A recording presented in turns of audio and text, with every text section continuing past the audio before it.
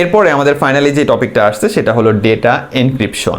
আমাদের উপরে তাকায় দেখো যে ডেটা সিকিউরিটির জন্য বিভিন্ন রকমের যে ব্যবস্থা ছিল ওইখানে 2 নম্বরে কিন্তু ছিল ডেটা এনক্রিপশন। এইটাই কিন্তু আমাদের আজকের মূল টপিকটা। তো এখন এটাই আমরা টোটালি পড়বো, এবং তার আগে এখানে দেখো যে কত সুন্দর একটা নোট সিস্টেম তোমার জন্য আমি রেখে দিছি, কত ইন্টারেস্টিং জিনিস দিয়ে। এবং তোমার মনে হতে পারে যে স্যার কি আজকে আমাদের এবিসিডি পড়াবে কিনা। হ্যাঁ, তোমরা ছোট মানুষ, বাচ্চা মানুষ, পিচ্চি মানুষ, তোমাদেরকে আজকে এবিসিডি পড়াবো, এটা হলো আজকের কাজ। তবে এই ডেটা এনক্রিপশন পড়ার আগে আমি তোমাকে একটা ছোট্ট গল্প বলবো। এই গল্পটা যদি তুমি বুঝতে পারো তাহলে মনে করো আজকে যা পড়াবো তার 70% পড়া তোমার শেষ, এই শুধু গল্পটা বুঝতে পারলেই। তাহলে চলো একটা ইন্টারেস্টিং গল্প আমরা শুনি। আচ্ছা, এই গল্পে এই ইন্টারেস্টিং ক্যারেক্টারটা মনে করো তুমি, আর এটা হলো তোমার বস।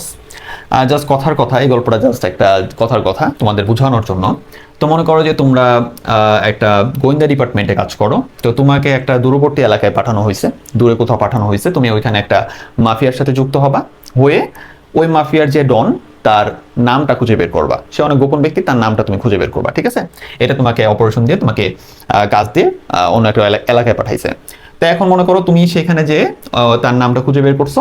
এখন তুমি যে কাজটা করতে চাও সেটা হলো তুমি ওই ডনের নামটা এই বসকে পাঠাবা, তোমার বসকে পাঠাবা যে দূরে বা অফিসে আছে। এখন কথা হলো, তুমি যদি মেসেজ করে পাঠাও, মেসেজ করে পাঠাইলে তো যেহেতু অনেক খাতারনাক কোনো ডন বা মাফিয়া, তাদের মনে করো এমন সিস্টেম আছে যে তাদের ওইখান থেকে কোনো মেসেজ যাওয়ার সময় তারা আবার হ্যাক করে দেখতেও পারে। মানে তাদের হ্যাকারও থাকতে পারে যে যেই তাদের গ্রুপে যে লোকরা আছে তারা আসলে কোথায় কোথায় কি মেসেজ টেসেজ করে এটা দেখতে পারে, এরকম কোন একটা টিম আছে তাদের।